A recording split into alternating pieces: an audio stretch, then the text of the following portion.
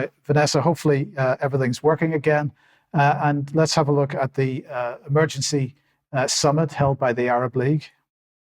Yeah, so this basically went on the 10th of November. It was largely a disappointment, particularly for those that were for strong American by the 57 Arab League countries and the Organization of Islamic Cooperation that was also involved in the meeting. So let's have a look at the proposal that was put forward initially by 11 states and rejected actually by 5 states. Preventing the use of American and other military bases in Arab countries to supply Israel with weapons and ammunition.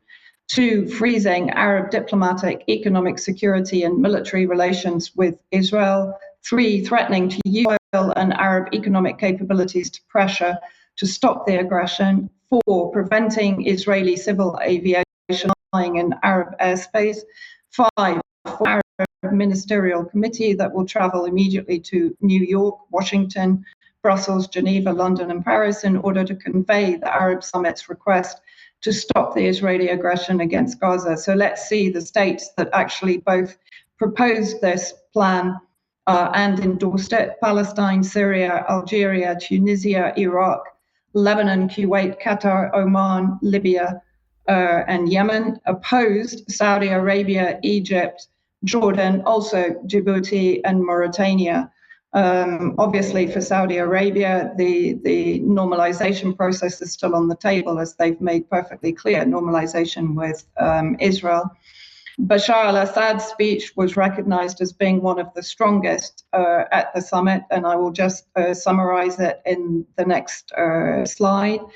He argued that the aggression against Gaza cannot be understood in isolation from prior Zionist crimes. He urged Arab Islamic nations to avoid fragmented responses, emphasizing the lack of comprehensive action allows Israel to execute further massacres, leading to potential complete annihilation of Palestinians. He also said, this was a paraphrase, this is a couple of direct quotes, neither the land nor justice has returned to Palestine or the Golan.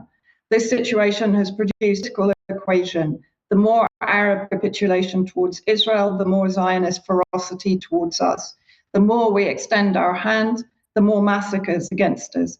Israel knows nothing about peace, strong words from President Assad, and he pointed out that the Palestinian resistance has given us an opportunity. So he says, let us take advantage of the global transformation that has opened for us political doors that have been closed for decades, so that we can change the equation so souls who died in Palestine be a worthwhile price for achieving what we were unable to do in the past and what we must accomplish in the present and in the future. Of course, he is referring to the pivot east at that point, but also from Yemen.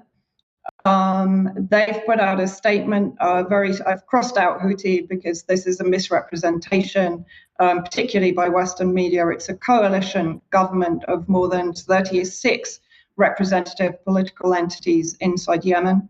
Ansarullah has put out a statement saying, just move on, Mike. Thank you. That they will put a complete embargo on the Red Sea to Israeli shipping. So they will basically attack any Israeli ships that come into the Red Sea. Also interesting that the US has one of its nuclear-powered submarines towards the Red Sea, along with various other Navy boats, potentially to take on Yemen itself, because of course Yemen has also been firing missiles into the occupied territories. So from Ansarullah, our people will not yield to their enemies, neither to the Americans nor the British, nor their agents.